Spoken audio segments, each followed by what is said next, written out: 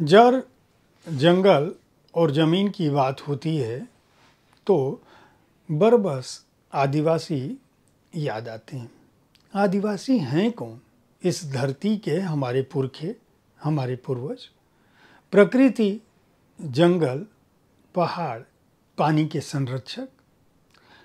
अगर प्रकृति से नाता रखने वाले भोले भाले आदिवासियों का मर्म संवेदनाएं इतनी अधिक हैं कि वे वृक्षों तक को अपना देवता मानते हैं, अपनी परंपराओं में जीते हैं और बाहरी दुनिया से मतलब नहीं रखते, तो ऐसी क्या वजहें हैं जिनके चलते वे हथियार उठा लेते हैं, हिंसक बन जाते हैं और बाहरी दुनिया और विकसित समाज को देखने पर एक ऐसी प्रतिक्रिया व्यक्त करते हैं जिनमें सभ्य लोग उन्हें आक्रांता की तरह दिखते हैं।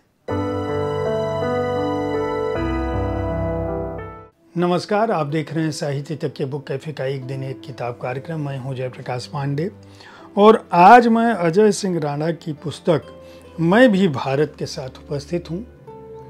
जल, जंगल और जमीन को केंद्र में रखकर यह उपन्यास लिखा गया है। अजय सिंह राणा जो है हरियाणा के युवा कवि, कथाकार, उपन्यासकार हैं। उनकी कहानियाँ, उनकी कृतियाँ पुरस्कृत हो चुकी हैं हरियाणा साहित्य अकादमी से भी, चंडीगढ़ साहित्य अकादमी से भी। पढ़ाई लिखाई इनकी हरियाणा में हुई कुरुक्षेत्र विश्वविद्यालय, इग्नू और पंजाब विश्वविद्यालय से।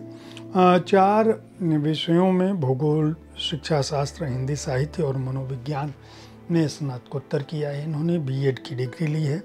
आपदा प्रबंधन में भी डिप्लोमा है, लेकिन इनका मन जो है वह लेखन में लगातार रमता रहा है।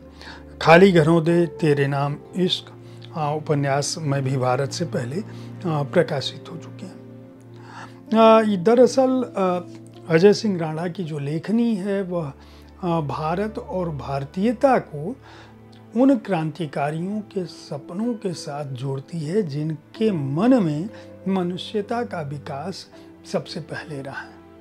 इस पुस्तक के पहले पन्नों पर भगत सिंह का उल्लेख किया है अजय सिंह राणा ने और चे गुवेरा का उल्लेख किया है और निश्चित रूप से इस उपन्यास में मैं भी भारत में वे उस परिदृश्य को ढूंढने की, तलाशने की कोशिश करते हैं और उस संवेदना को उजागर करने की कोशिश करते हैं जो आदिवासी समुदाय के अपने हकों से, अपने बुनियादी हकों से जुड़ी हुई है।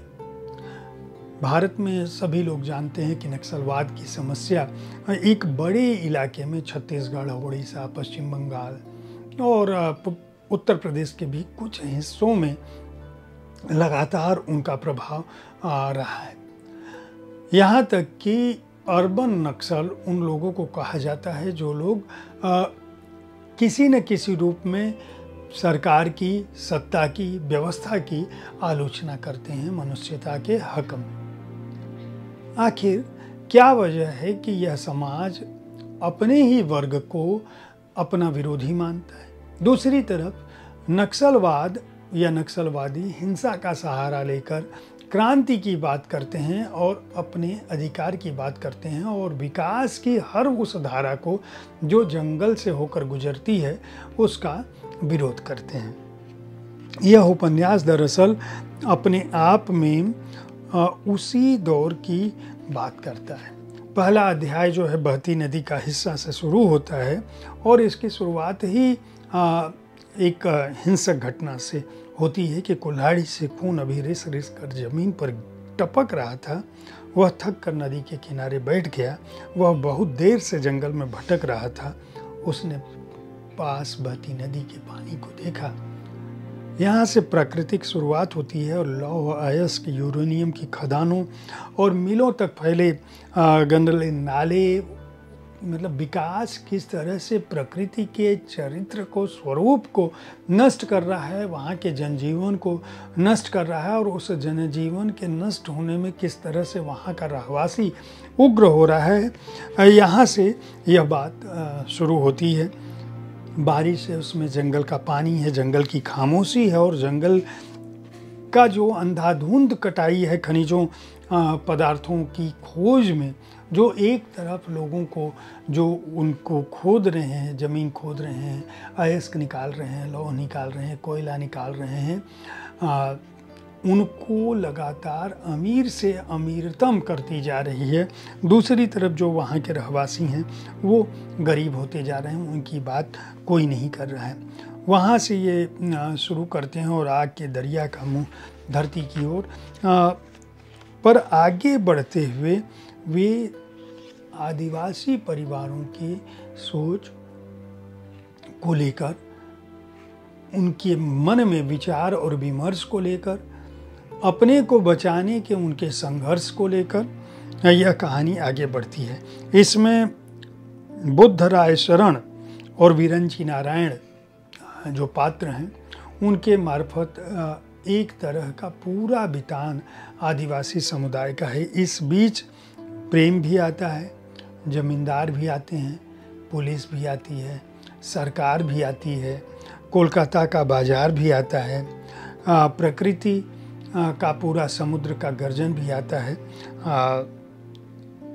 प्रकृति का सौंदर्य भी आता है, पैसे की महिमा भी आती है, नशे का कारोबार जो है वह भी आता है, ठेकेदार भी आता है, और किस तरह से सक्षम वर्ग आदिवासी समुदाय की बहू बेटियों पर अपनी नज़र रखता है और उसके लिए किस तरह का षड्यंत्र चलता है।